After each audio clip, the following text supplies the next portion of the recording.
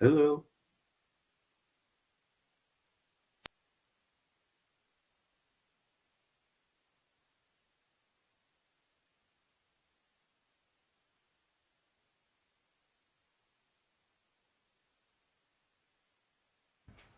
Hi, Ben.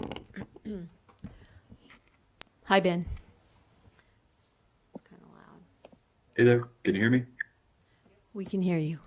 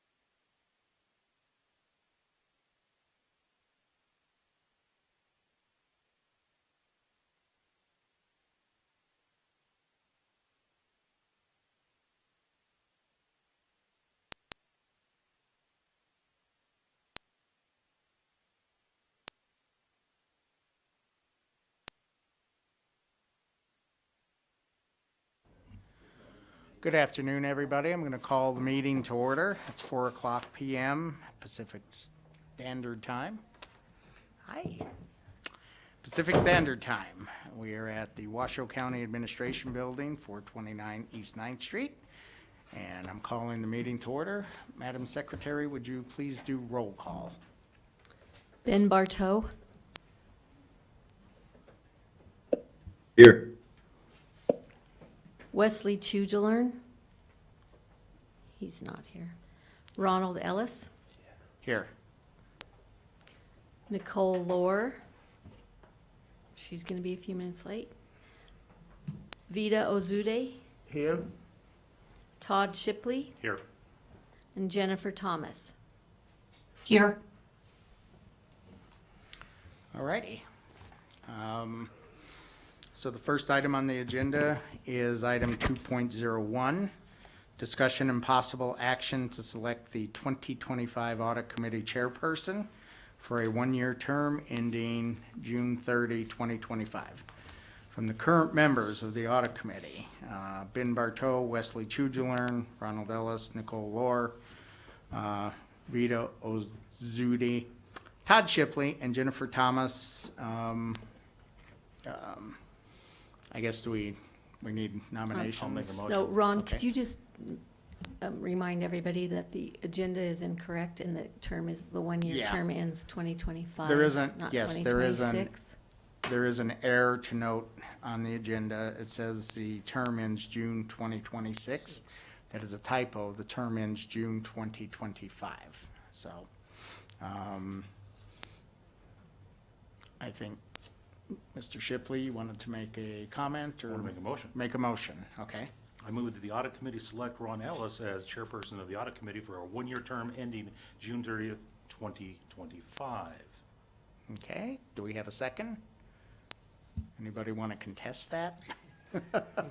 I'll second it. Okay, thank you.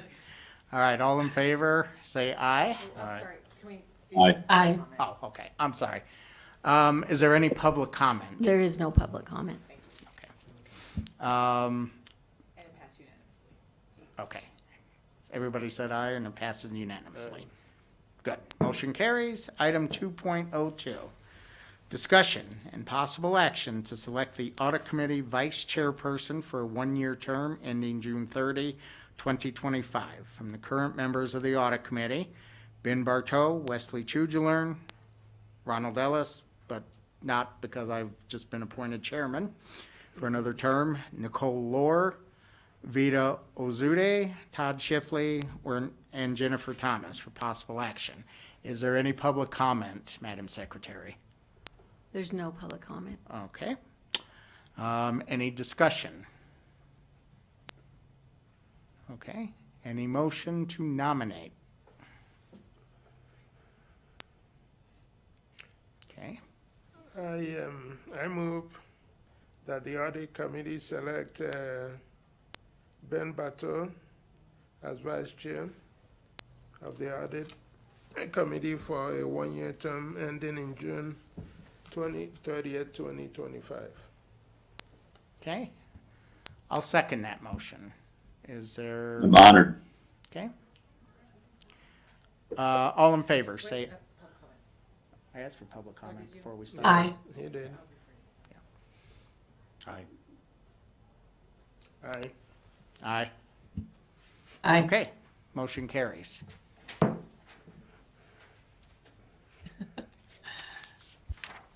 Sorry, could I just get who did the second?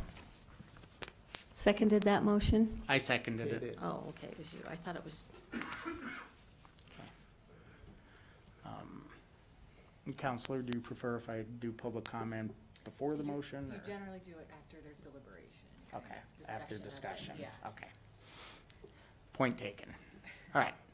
Item 2.03, approval of the minutes for the Audit Committee meeting held May 9th, 2024 for possible action. Is there any discussion among the committee members?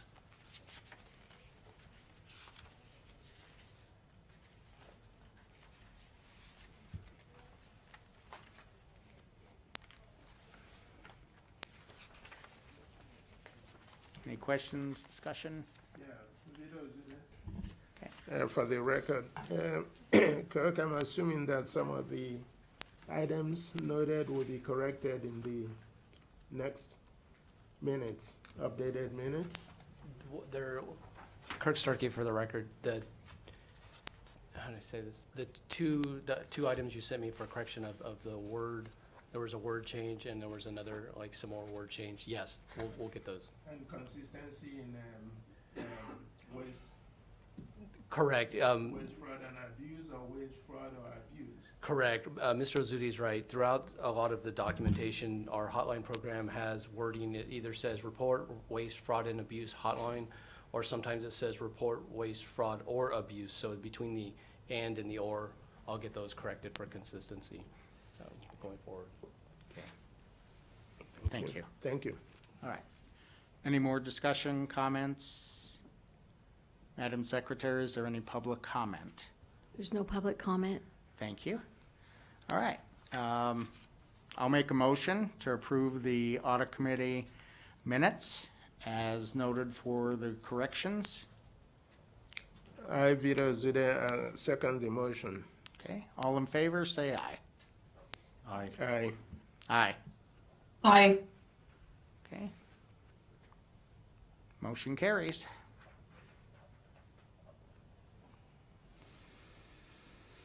Okay, item 2.04, presentation, discussion, and possible action to recommend the Washoe County School District Annual Comprehensive Financial Report for the fiscal year ended June 30, 2024, be forwarded to the Board of Trustees for approval. This is for possible action. I believe we have our guest here to present their presentation. You have the floor. All right, great. Good afternoon. Thank you for having us. I'm Jeff Jensen. I'm your engagement partner. I have Moran Murphy with us as well as our engagement manager. And it's our privilege to be here to present the audit results for the year ended June 30th, 2024. And we've distilled the big packet down into a couple of slides here to go over the highlights, but we're certainly open to answer any questions that you have as well. So with that, I'll turn it over to Moran. Yeah, thank you. Okay, so as the auditors, our responsibility is to express an opinion on your financial statements and your federal compliance. We also evaluate your risk of material misstatement as well as your internal controls, and we do all of that by taking a risk-based audit approach. As far as the timeline, it's sort of a continuous process. We sort of break it up into 3 or so phases. So phase 1, we focus mostly on internal controls and compliance. We'll do that in the May and June timeframe. And then phase 2, we'll do more of our substantive testing. And then we'll finish it up with some reporting in the September, October timeframe. Okay, moving on to management's responsibilities. So the district management is responsible for the financial statement preparation. They're also responsible for complying with the federal laws and the Nevada laws as well. And then they are also responsible for establishing and maintaining their internal controls to make sure that financial reporting is accurate, and again, making sure they're compliant with all the requirements. Okay, a quiet year from the GASB. There was no new accounting standard that really impacted the financial statement numbers, but there was GASB 100 this year. So if you look at page, I think it's 23, on the ACFR, it sort of looks a little different. We're required to show previous funds that were major, and then if there was a fund non-major last year that's major this year, we just have to show that breakout. So just looks a little bit different, but again, no impact to the final numbers.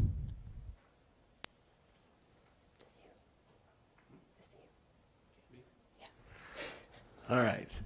It's always good to bring to the committee's attention the results of any corrected or uncorrected misstatements. So essentially, when the district management provides us with the numbers to audit, if there's any modification that's required by us in order to make those financial statements or those numbers to be materially accurate.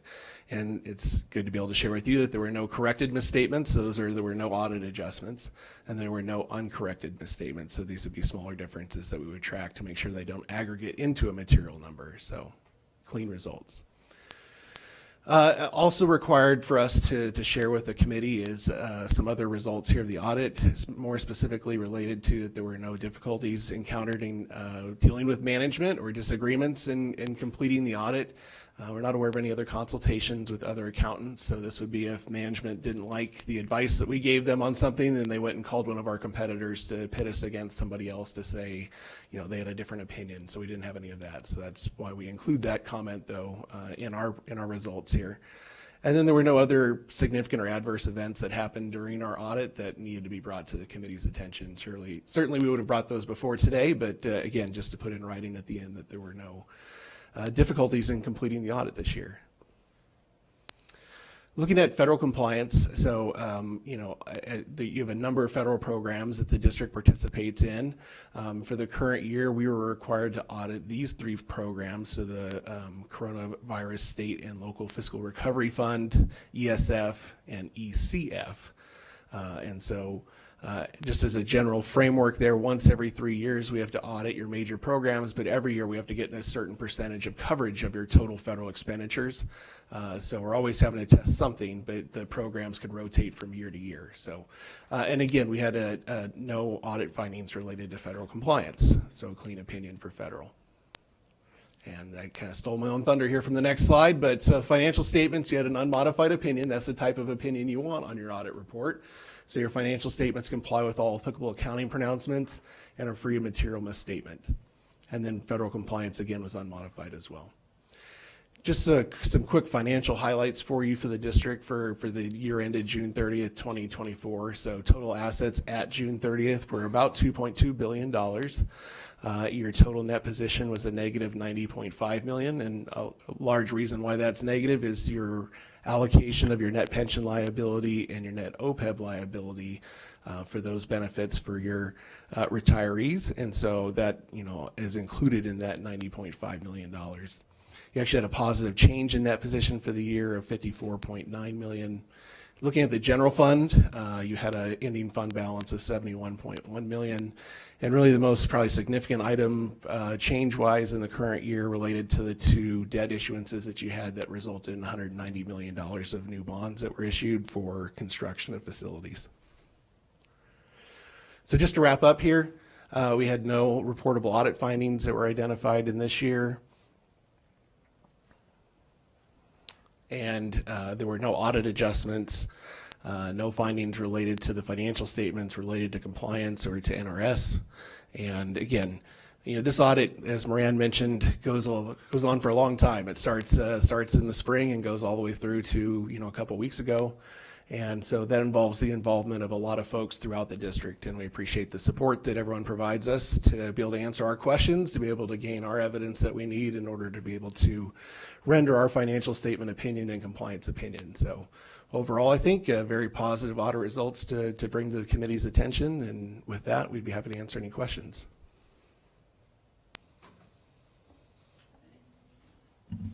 Does the committee have any questions? Discussions, deliberations? Okay. Is there any public comment on the presentation? There's no public comment. Okay. I'll just make a comment and say that the results look good. I mean, no federal findings, no accounting adjustments, period, on either side, either adjusted or unadjusted. So that's a testament to what a good job this gentleman over here is doing, our CFO, and his team. So with that, no public comment. I will open a motion here, take a motion to forward these to the Clark County School District. Oh, Washoe County School District. Forgive me, Lord.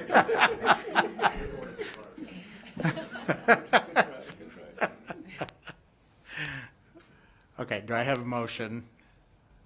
I'll make the motion.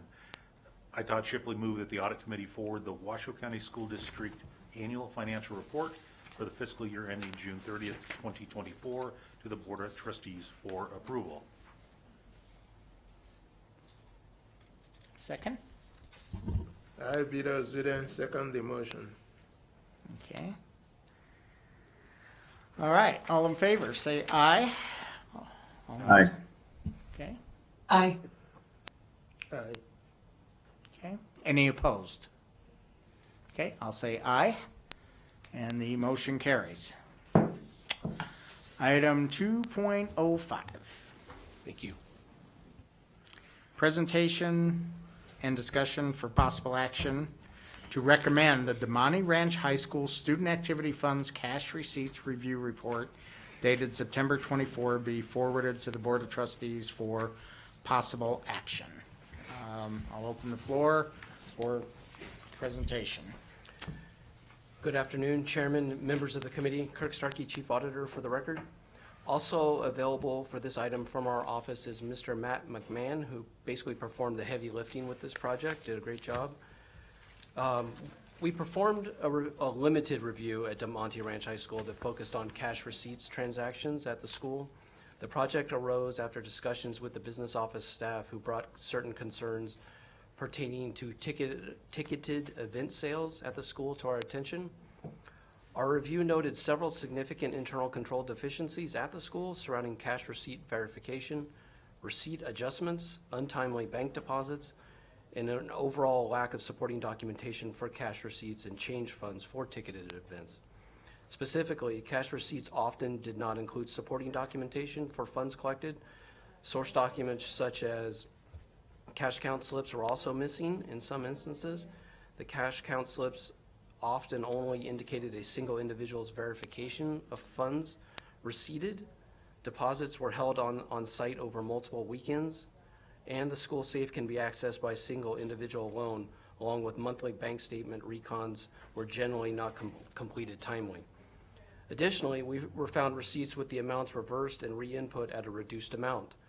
Although it appears there was an intention to reconcile actual ticket event proceeds from the initial cash drawer, the lack of supporting documentation makes it speculative on our part. As such, taken as a whole, we're unable to provide assurance the collection, depositing, and reporting of monies received for fiscal year 23 and 24 through April 2024 are complete and accurate. We recommend the school principal require appropriate staff to attend accounting training that is offered annually by the business office. The training has been previously offered, but was not attended by staff. The school should also work with the business office to enhance its record-keeping activities to conform with the Student Activity Fund Procedures Manual as soon as possible. The associate chief, which is over the school, and the school principal who we met with, they all both agreed to take immediate corrective action while also offering that additional supports for staff will be provided so these issues do not repeat. Our office, though, plans to return to the school in about 6 months and evaluate the steps that have been taken by the school to correct these measures. At this point, Matt and I would be happy to answer any questions you may have. Thank you. I'll open the floor for questions. Todd Shipley, the question is, can you talk about the altered source documents and what was their excuse for altering documents?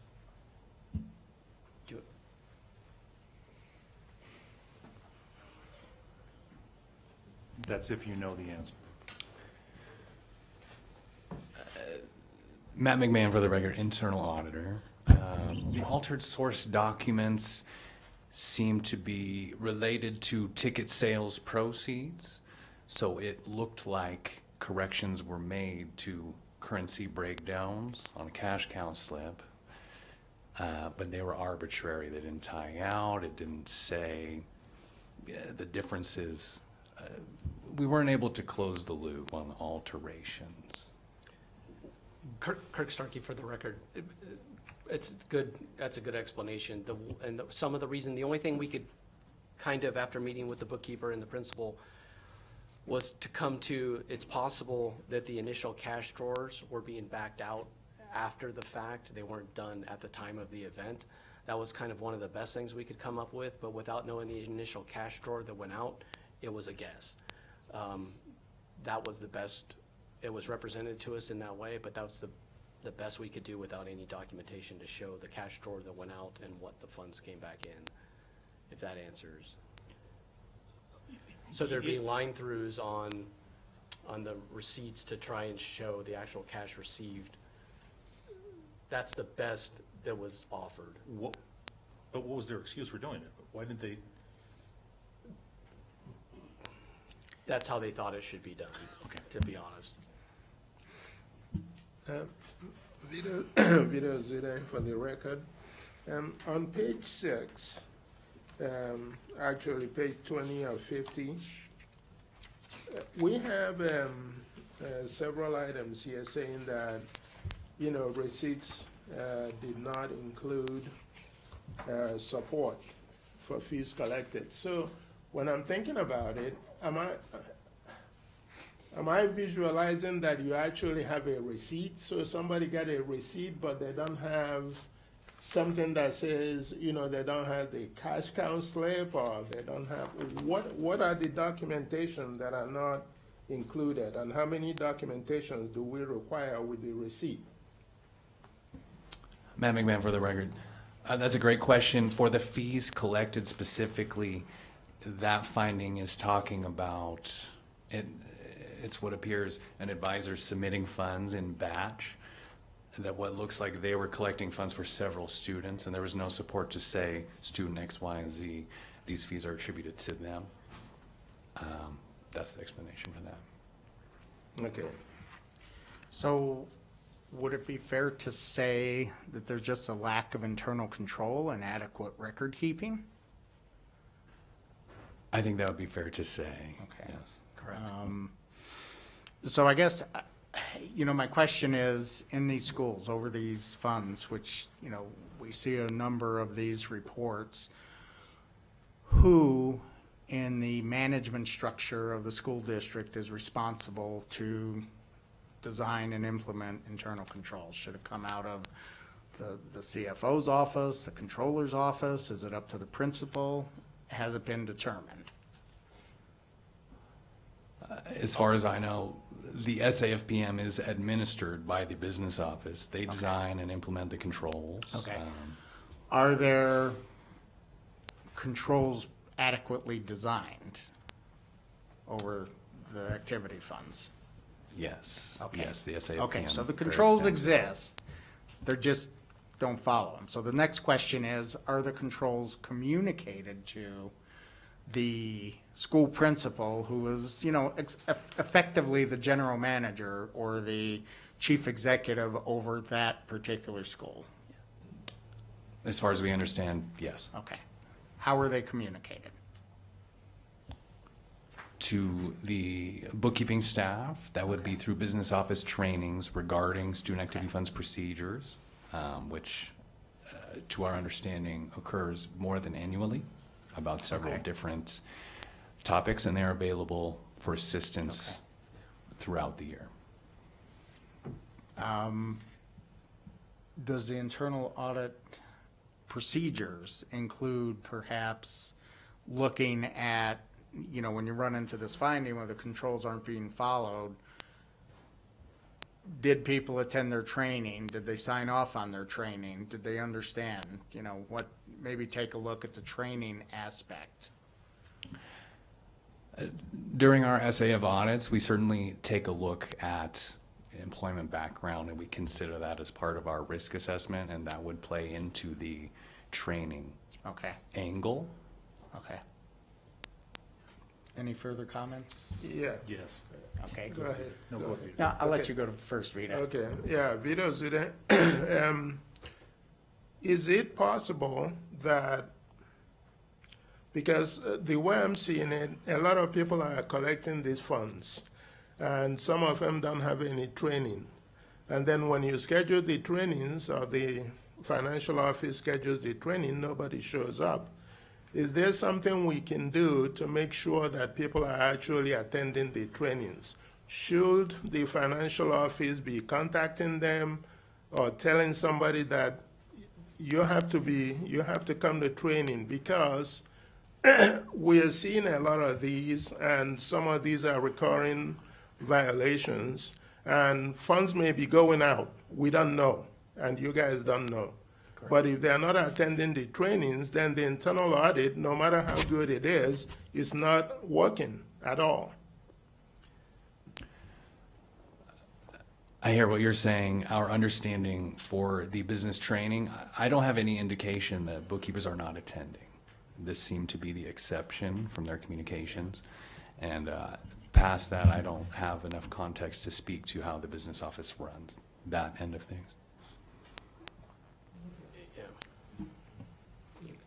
Ron, Todd Shipley, two questions. Page 12, the security of the unverified funds and access to safes. Does the schools all take money? This is not a new issue. We've been down this before. You're making recommendations for kinds of safes. Does the school district not have a standard recommendation for a safe that should be in every school, make and model, type, that we tell them to have? Because it seems you're making this recommendation, well, we should do dual access, or we should make a log. Why don't we just say, you gotta have this safe?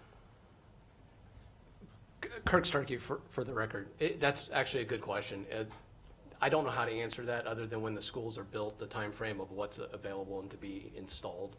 That is an option we bring up with the schools. Like in this instance, it's either there needs to be a different safe, or there's other compensating controls that they can do.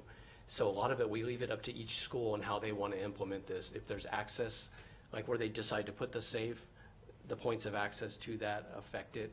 Each school is laid out differently, and we let them operate independently. In this case, the reason we were looking at the safe is because of all the surrounding issues with the money, and we had to try to tie it all the way back, and then we were getting to the safe issue following the money. And this is the one where they could either get a new safe, it's an option, but I don't know expenditure-wise what that takes, or a rekey on the safe option, or a flat-out access to the location of where it's housed. I don't want to say publicly how it is, but those are options on how they can overcome. Let's say it was a safe that had just a key. Is that, I don't know. No, Kirk, and I appreciate your office doesn't have any control over this, and you have to go in there and make the recommendations. But it seems absurd that we just don't have a standard countywide that says this is how you have to operate, and this is the safe that every school needs to have, because we do this every audit. You know, there's some kind of money control issue, and we should just have a standard. That's all. That's just my comment. I know you can't answer it. I appreciate it. It's a good You're doing comment the to audit. take. I appreciate it. Thank you. The second thing is, we go through these every time, and we do these audits, and we listen to your presentations, which are always good, and I appreciate what you guys do. Why do we not ever have anybody from the school here? Kirk Starkey, for the record, we could. In this, I've been doing in the past is we'll just handle it ourselves, and questions that came through the committee, we would get back to the school if there's things we couldn't answer. For the most part, by the time we bring these to the committee, we had vetted everything out between the school and how to get them corrected. And we're in basically, I wouldn't put this report before you without already have gone through each one with the school on how it's going to be corrected and when it's going to be corrected. And that's why we'll go back and make sure it is. But it was just kind of personal preference, I guess, on Thanks, the Kirk. school. That answers it. Thank Okay. you. Okay. Rita, Mr. Lazude, do you have further comment? No, Okay. So I'll just put in my 2 cents worth on the topic of the safe. I think what Todd is asking is, should, like maybe when we do our purchasing or our procurement reviews, do they come up with a standard that the district's supposed to use based on a bid and based on the specifications? So that's maybe something to incorporate somewhere in, but I also understand your point that when the school is built, when it may drive what type of safe goes in and what things are available. So it really is up to the principal and the business office to know what the standards are, know what the internal controls are, and then implement those. And if they need a different safe to implement those controls, then they need to go and put that in their budget and get a different safe. Ron, touch it, but Yes. I agree with you. The problem is they're not doing They're it. not doing it, no. So unless we say you gotta do it a certain way, because they're not going to the training, they're not doing what they're supposed to be doing. So the problem is, we end up doing these audits because they're failing to meet the standard. Correct. Yet the other requirements in the county to tell them what to do aren't being met, and we don't have a guidance Yeah. someplace else to say, this is the way it should be. So it falls back on poor, Kirk and the team to go back and then go, well, you're doing it wrong, when it should have been something we could have done in front and resulted in a much better outcome because this wouldn't have happened. That's my only. Thank you. I think the first thing that every auditor asks when they go out to initiate an audit is,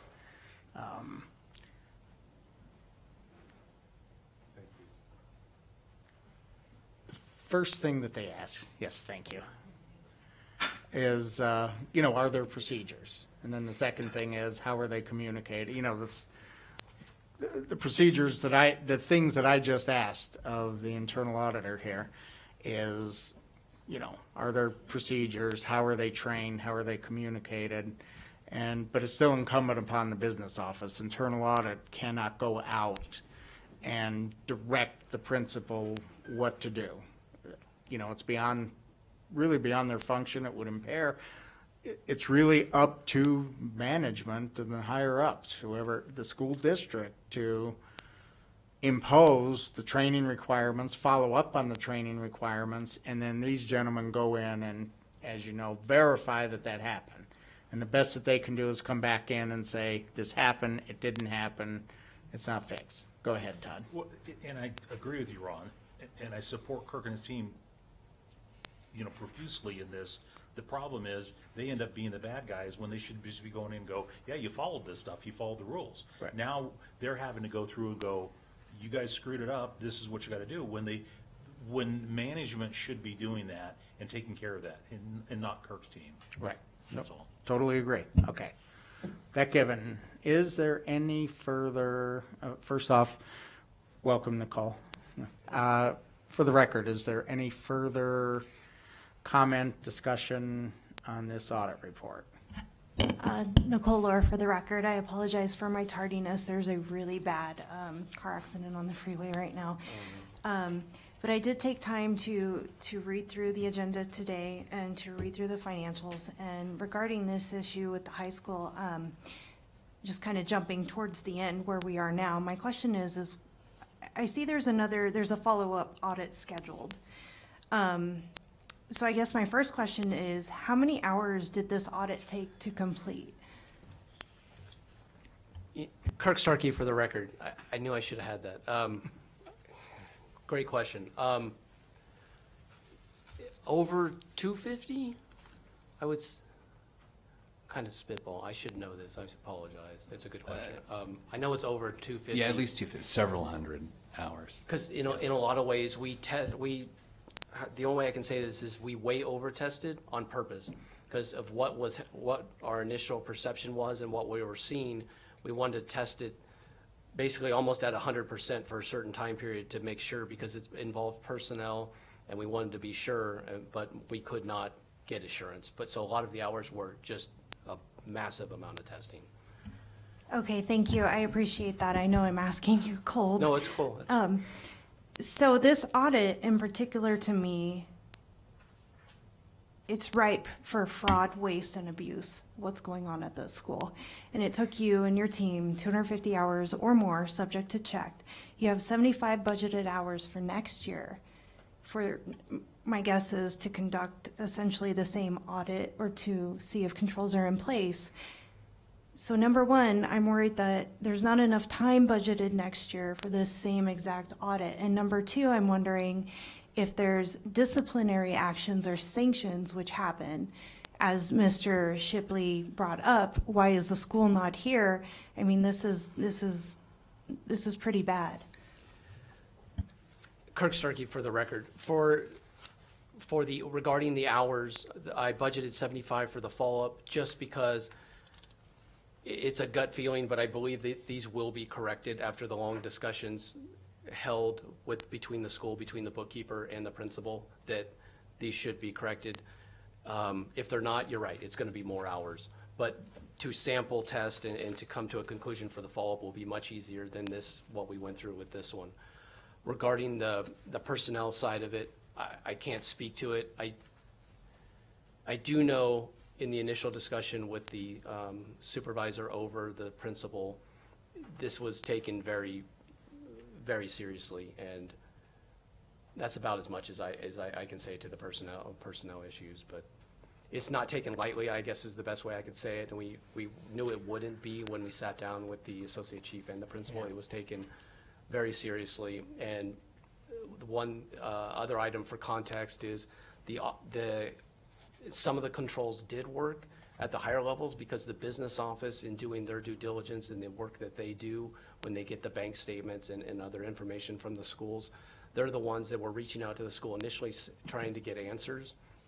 And when they weren't satisfied enough, they came to us and said, hey, we have this doesn't sit well, it's not looking right, can you guys take a look? So that was a good thing. So when you say it was a waste, fraud, and abuse, we treated it kind of in that manner, to be honest with you.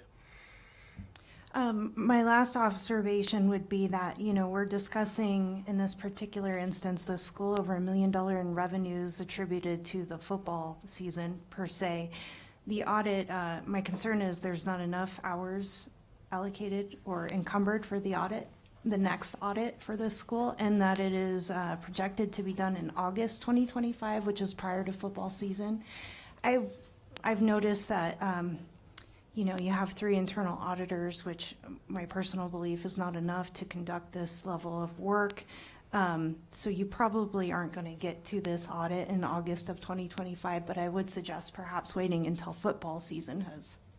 Kirk Starkey, for the record. Actually, that's a great point, and I'll adjust that. That's because the school brought that up too, is during football season, they have an extraordinary amount of ticket sales and items that go on with. So good point. I will move that to after football season. That way we would capture. Yeah, thank you for the recommendation. I'll adjust the audit plan on that. Thank you. And thank you for all that you and your group did here. Thank you. Yeah. It's a good report. Now, that being said, is there any public comments? Any more comment from the committee? To touch up again, I just want to comment that I appreciate Kirk's team because you guys do a great job. This is no reflection on you. It's frustration with the county in general and how some things aren't getting done. You make recommendations, and it takes so much time for it to happen. You guys do a great job. Thank you, sir. Okay. Madam Secretary, is there any public comment? There's no public comment. Okay. That, based on that, I'm ready to entertain a motion to forward this on to the full school board. Anybody want to make a motion? Nicole? I motion that we move this to the school board. Can you read the motion as it's I stated there on your apologize. agenda? Thank State you. your full name for the I record. appreciate it. Nicole Lohr for the record.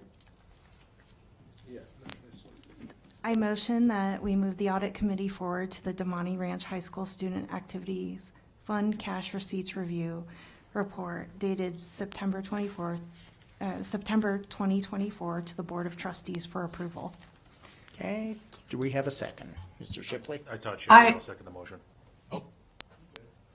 Okay. Okay, we're ready to vote. All in favor, say aye. Aye. Aye. Aye. Aye. Anybody opposed? Okay. Going once, going twice, motion carries. All right, what do we got next here?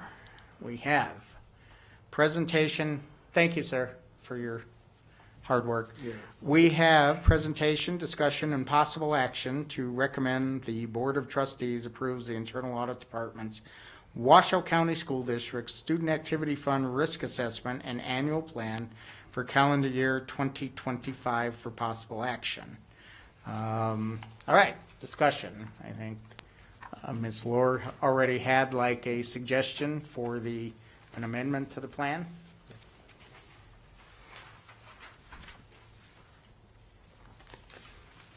Do you want me Any discussion, Mr. Shipley, on the internal audit plan? No, to, I do you have want me to not. do the spiel? Or Yeah, go you right ahead. introduce it? Go right ahead, introduce it. Yeah. Okay. Chairman, members of the committee, Kirk Starkey for the record. Annually, our office submits a proposed audit plan to the committee for your consideration.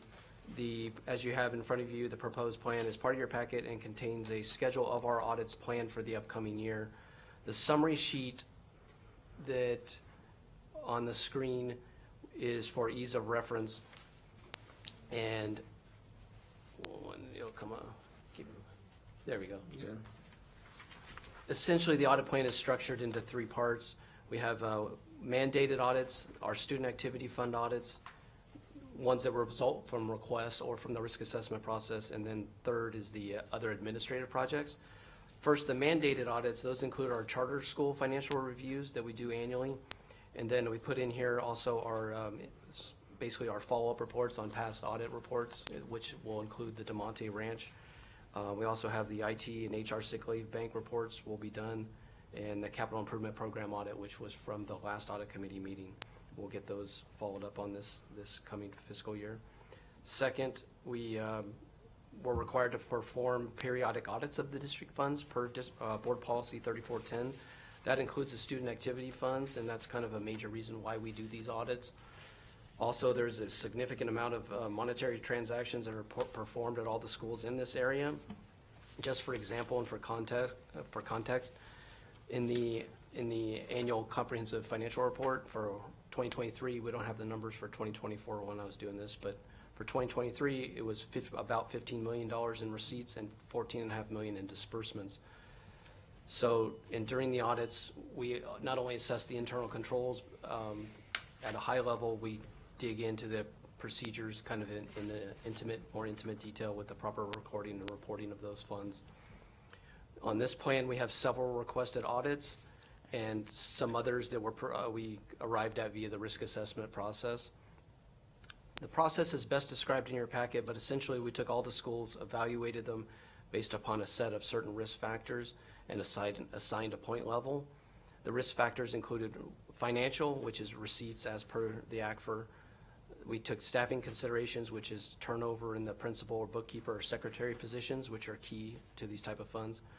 The audit reports, we look at the time frame since our last audit there, along with audit issues, whether the number and the kind of the magnitude of those issues and whether or not they've been recurring in recent history. And then finally, if there was any fraud that we were aware of at the school. Those risk factors are basically compiled, quantified, and we produce an overall score.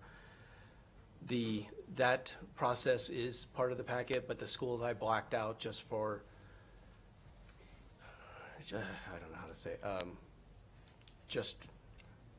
I didn't think that each school should be presented publicly in this type of manner because it's kind of a subjective manner that we go through internally. But I believe this process should help keep us focused, and it'll reduce the possibility of us, let's say, over or under auditing certain schools. And then finally, the next section is the administrative projects. Those are the ones that arise out of the hotline program, and also any management requested projects that come up.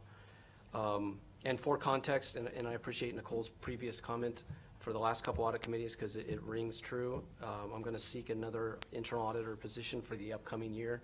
We tried last year. We'll try again this year. We have the support of the board president on that one, but it's always dependent upon available funding. But we will try, if successful, that additional position and capacity would enable us to, basically we would be able to get to a performance audit. So on this current audit plan, there's a performance audit included for the psych services department. We've had it kind of as a placeholder for the last basically 2 years. So it'd be nice to get to that one. There's no guarantees, but I put it as a TBD, so it's there just in case. I believe overall this plan is to provide the proper audit coverage based upon our available resources and while at the same time complying with the state law and the board policy. Thank you for the opportunity to present this, and I will update on the plan that's currently in here. You'll see, I think the follow-up report said August. We'll do it much later as per the recommendation of the committee. That'll get changed in actual practice. Appreciate it. Thank you. Okay, comment, public comment, well, no, deliberation first from the committee. Vita? Yeah, Mr. Starkey, when you blank out these schools, if we're supposed to recommend audits, the board is supposed to recommend audits, how do we know which schools these are so that we can recommend the ones that we think is more important for you to do first before the other ones? Kirk Starkey, for the record, that's actually good. Let me think. The best way I can say is that we took for producing this report, we took the requested audits, which we try to prioritize, and with the hours we have, those took up mainly the chunk of the audit plan. The rest that you'll see on there would be the highest rated under that you'll see to the right, it says like the top 7. I went down off of those top 7. If the requested were already in that top 7, I took it just one right off the top, first, second, third, fourth, and that's what hit the audit plan. I think I can email that to you if you want to. I don't know how else to do this, honestly, but if I put the schools, I think if I put, it would be more, I don't think it would be, serving I think the it would be public. premature, not to interrupt you. I think it would be premature to go into, because then you have to like defend your risk analysis. And anybody who does a risk analysis throughout an audit, you may get into an audit and find that where you had certain things assessed as a low risk, and you find out that they're a little bit higher risk, you know, and I'm sure the Monty Ranch High School report, you know, I'm sure that audit kind of had some scope creep, because you get into the audit and you find out the documentation's missing, controls aren't followed, et cetera, and the risk goes up. So, you know, I know it's kind of flying blind a little bit, but, you know, I support letting our chief auditor do his work, schedule the audits in the order that he, you know, feels he needs to schedule them based on his personnel and what he can reasonably schedule. Certainly no problem pointing out an insight that, you know, football season is when the major part of the receipts would happen in the DeMonte Ranch follow-up audit, and then, you know, being concerned, is there enough hours to get the audits done? So that's all, those are all excellent points taken, but also you have to have some flexibility. I got another comment. So when we say requested audits, are these being requested by the school, since they are not being requested by us? Good question. Kirk Starkey, for the record. Yes, in some cases, let me see these. Where is it? These 3 were requests directly from the school. In the past, we have also had from upper management would make requests, and we would prioritize those. And and that's why some of these are kind of rollovers, because we've had other requests that we took as higher priority. But these are definitely school requests. Okay, thank you. Nicole Lohr, for the record, going back to my audit committee member, Mr. Vita's concern about the top 7 riskiest overall. I testify in administrative court. I'm privy to confidential information. We go into closed sessions. I guess my question would be perhaps to general counsel, if there's any way to present this information so that audit committee members can read the information, but it's not necessarily made public information, because I understand the sensitivities towards making this information public, but I also understand the weight and the concerns of we're flying blind here. Okay.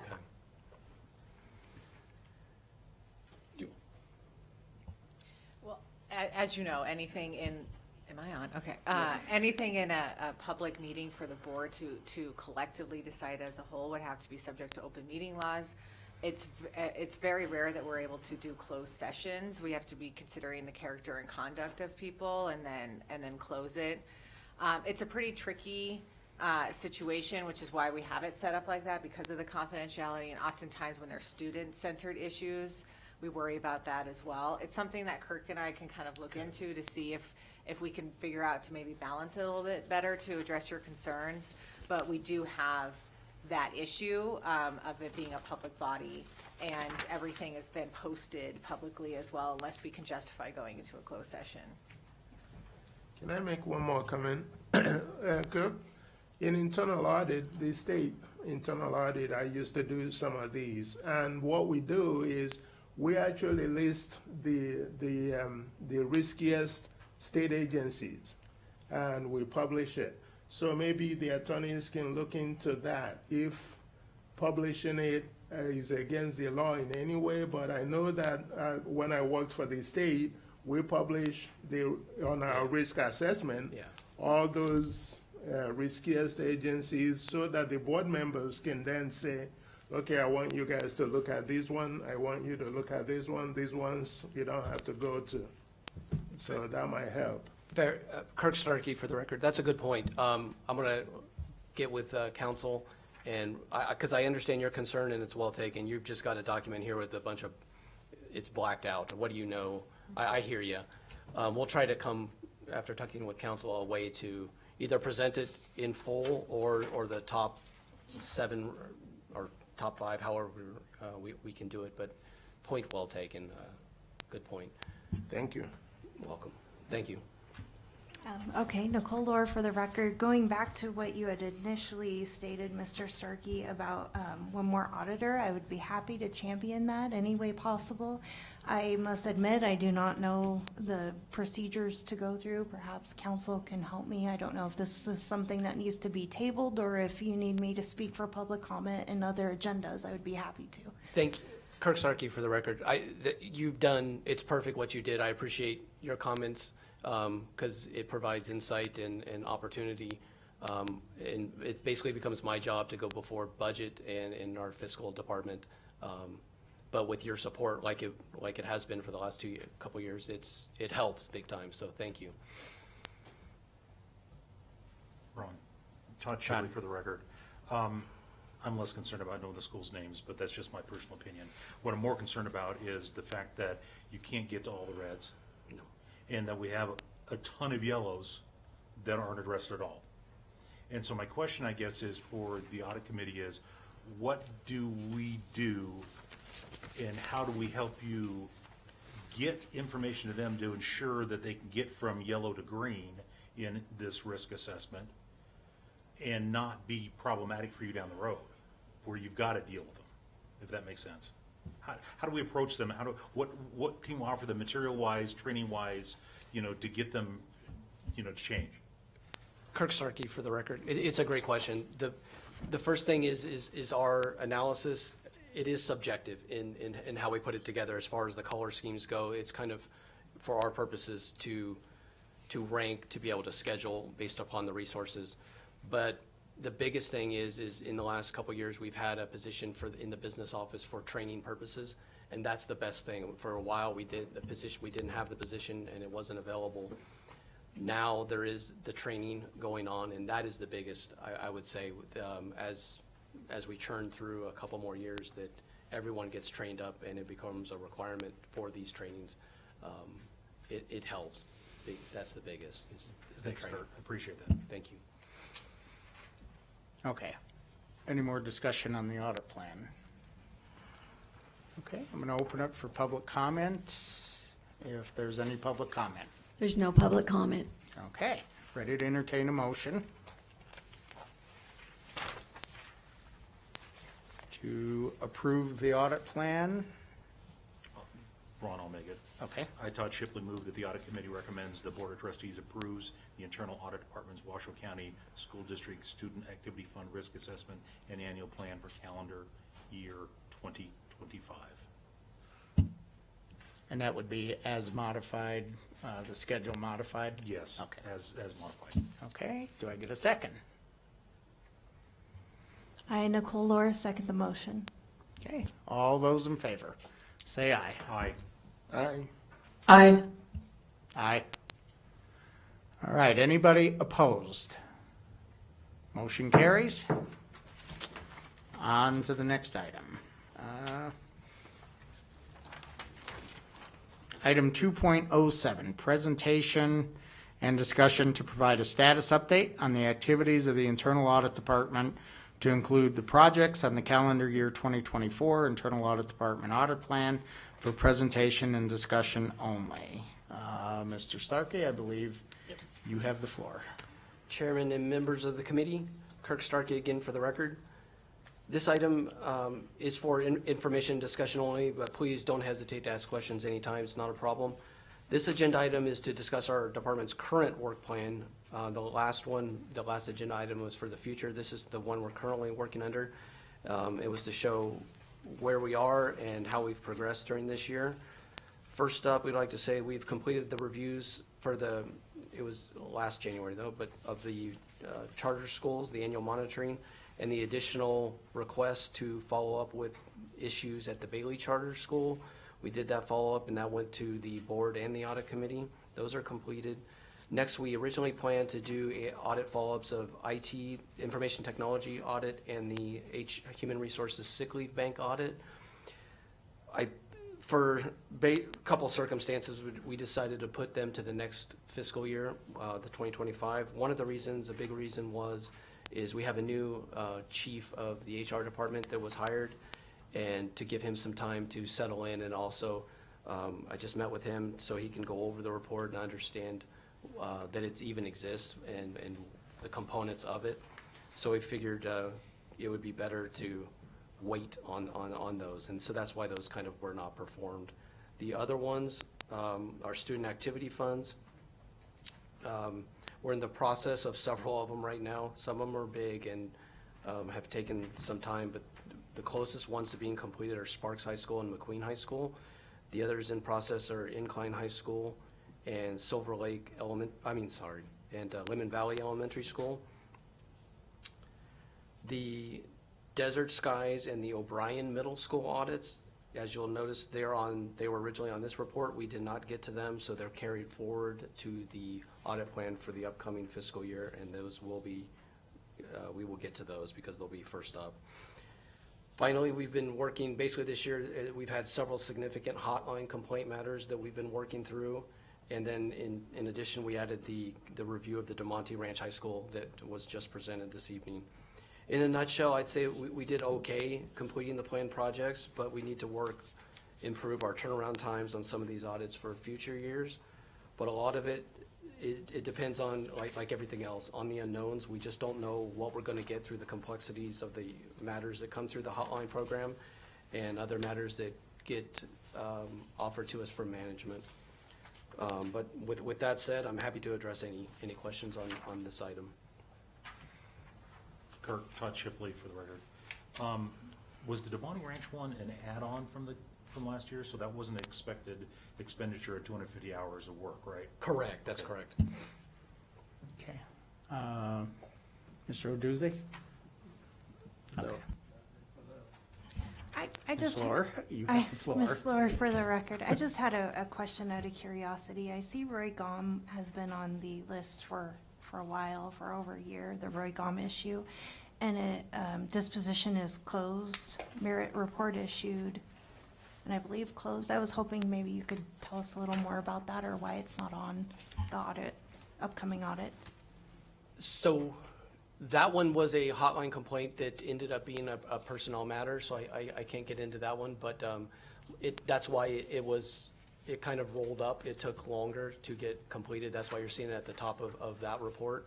But we got it finished, and a report, because of the findings, a report was issued and it went to the Board of Trustees. Thank you. Okay, any other questions, comments? Okay, I'm going to give myself the floor and ask a question. The projects that you don't get to from this plan roll over into the next plan, correct? Correct. Okay. All right. Is there any re-ranking of the projects as you flow something from one audit plan to the following audit plan? Kirk Starkey for the record. For student activity fund audits, they do get re-ranked. They all go back in the mix, let's say, when we do our analysis. The thing that happens in that case, another year has gone by, so some that were considered risky the prior year become, quote, a little riskier because another year has progressed, so the risk factors for those inherently increase, and that kind of still keeps that project on the plan. Also, because it was, in this case, these audits were requested, they definitely roll through and stay. Okay. Any other questions, comments? All right. This was a discussion matter only, so, right, or do we, yeah, presentation and discussion, so thank you, Mr. Starkey, and I think the next item on the agenda is also yours. Report of fraud, waste, and abuse hotline concerns for outcomes since May 9, 2024. Kirk Starkey for the record again. This item, as Ron mentioned, is informational only. As you are aware, our office administers the district's report fraud, waste, and abuse hotline program. And attached as part of your agenda packet is the summary worksheet that we use to track the complaints that are reported to our office. The one you have in front of you is all the reports, or all the cases, complaints since our last meeting. And since that last meeting, which was in May, we've received 26 new cases in that time frame. 9 of those cases we closed for being outside the scope of the program, or they were basically someone was making just a statement, so there was nothing to look into. Or for another reason is because we were unable to obtain sufficient evidence or information to even initiate an investigation. 12 other cases we referred to, basically we call them the appropriate responsible departments for their resolution, and those are closed. 2 other cases we investigated and they were found to not have merit. 3 other cases, they're still open and under investigation.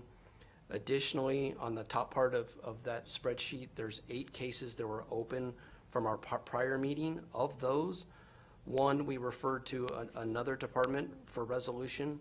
1 case was found to not have merit, and that one was closed. Another case was found to have merit, and the report was issued to the Board of Trustees on that matter. Additionally, there was 1 case that was previously in a legal hold status, but it was dismissed by the district court. Therefore, we closed it for this program's purposes. And then finally, one case remains in progress, while 3 others, they basically have a similar nexus, and I've kept them on this report for a while. I've administratively, basically judgment call, I'm combining them, and they're going to be rolled into the audit that's on the audit plan for the Psych Services Department. They're better addressed in that manner, in my opinion. And that leaves us with an open inventory of 4 cases that we will continue to work on as we speak, basically. And I just would like the committee to be aware that this caseload averages out to about 3 or 4 cases per month of various complexities. It is a significant workload. They sometimes seem they come all at once, but there's quite a few. But it does show that the hotline program is working, and in my opinion, and it's a good item for the district. Thank you, and I'd be happy to take any general program-related questions. Mr. Shipley? Kirk, time-wise on these cases, what kind of time are you spending on average on these individual cases? Yeah, that's a great question. The ones we refer out, it's not a whole lot. The ones that we end up investigating, those are time consuming. It just, the only best answer I can say is it depends. It just depends on what it involves. If it's personnel related type matters, it can get very complex. I should track that, to be honest, now that you make that point. I haven't been tracking that in any way, shape, or form. So I don't, the best way I can say it is it just depends, to be honest. And I appreciate that. I wish you would, for our purposes. Okay. Because going back to Ms. Lohr's comment about supporting more personnel, if we don't have the numbers, we can't say, you got charged with this because they didn't know where to put this. And so now they put, another, FTE equivalence of, 1 person on you that's required to deal with these things for the year, and you were never, appropriately given manpower to deal with that. So please start tracking it so that we can go back and complain about your lack of manpower. Will do. Thank you. Yeah, and I'll follow up on that, just a general comment. I think that you should probably ask for 2 additional staff members, 1 person to, maybe with specialization and investigation to go after these. That can also be, if they're not spending their time just doing this, then they can be dual purpose for, being deployed on these audits. And then the other comment I'll make, maybe take a look at your audit plan for the school funds and see if there are any areas where you can gain efficiencies of scale or scope things out. Because internal audit's one of those things, you get the level of service that you pay for. And it really is up to the school board to decide what they're comfortable with. If they're comfortable with the Damani Ranch report, that's for their debate to decide and for you to go to them. We're just an advisory committee. But I would say if you can get 2 people, it would probably be worth your time. Appreciate it, thank you. Kirk, one more comment, just having been here on the committee for a while, there's a pretty substantial increase in number of cases. And that's why I think you should start tracking hours, because we're seeing more and more and more of these that, even if they're not legitimate, whatever they are, you still have to spend time dealing with that. And you're not being, funded for that purpose. Thank you, Okay. that's correct, thank you. Ms. Lohr? Ms. Laura, for the record, I would echo the remarks said by Mr. Shipley and Mr. Ellis. I would also say that this is a hard situation because I believe anybody who has been an auditor, who has tracked their time auditing, knows how cumbersome that can be, right? So I completely agree with Mr. Shipley. To have the numbers would give us the teeth we needed to champion another auditor or 2. I was floored, frankly, when I found out that you only had 3 internal auditors to audit all of. It's a lot. It's daunting. But I will say though that there's a cost benefit with all of this, because with each increased internal auditor is more work for Mr. Shipley, and tracking all of your hours can be a nightmare as somebody who did it for an accounting firm. So I guess that isn't a very helpful comment. I just want to state that all of us have audited to some context, and we understand that any rock that you kick over in an audit, the Damani Ranch High School, could show many, many, many creepy crawlers and take up tons of time that you never accounted for. Well, and I'll jump on just a second, to follow on to that thought. And the efficiencies, if you see something as a recurring problem at one school, maybe talk to the business office and get the word out to the other schools, so when you get to those audits, it's not a disaster and it's not a quagmire. Mr. Oduzzi? Yeah, Vito Zude, for the record, I second everything that everybody has said. And Kirk, I think you should actually be looking for 2 more auditors instead of just 1. In my opinion, like Thank you. he suggested. So you guys have a lot of work, and you need people to do it. Thank you. As an anecdotal item, I can, and I thank the committee for all the support and the comments. I take it all in and appreciate it. There was, as far as tracking time and things go into that area, where it proved we had a problem was on one of the I'll say this, the Roy Gom was, in my opinion, was late coming out of our office. It was delayed, and we could not timely resolve that and some of the other requirements that were going on. And so I did speak to the board president on that, as far as our capacity to handle some of these items timely, so they can address them timely. So thank you. Ron, just. Mr. Shipley. Todd Shipley, for the record. Your comment about getting those standards and those kinds of things, I think that goes back to my comment earlier about the red and the yellow in your training. If somehow we can affect that part of it, where there's a training plan to deal with those things so that we don't have to deal with this, that helps reduce this. And so whatever training, we've all done training, we know that. I've trained people for years not to be victims of fraud, and if you train them not to be victims, they aren't victims. The problem is I'm not seeing that yet, that we're getting down that road, that we're training these schools not to be their own worst enemy when it comes to this kind of stuff. Appreciate it. Thank you. Okay, that was a very lively discussion, so I will invite public comment if there be any, Madam Secretary, after that. There's no public comment, but it wasn't an item for. Yeah, I understand. Okay. Okay, item number 2.09, or agenda item 2.09, presentation of the audit committee calendar for the remainder of, for information only. Kirk Starkey, for the record.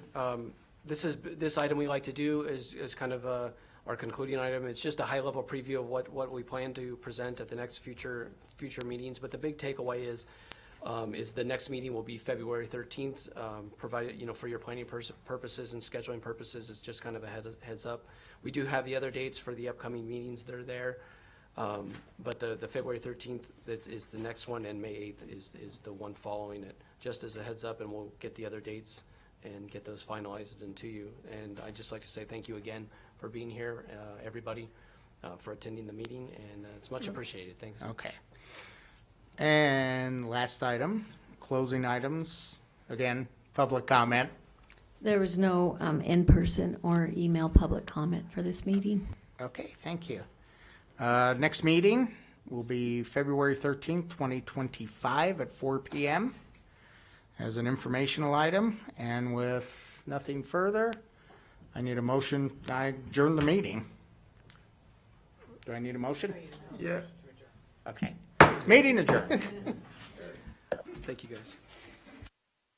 Thanks, guys. Thanks. Take Have care. a good evening.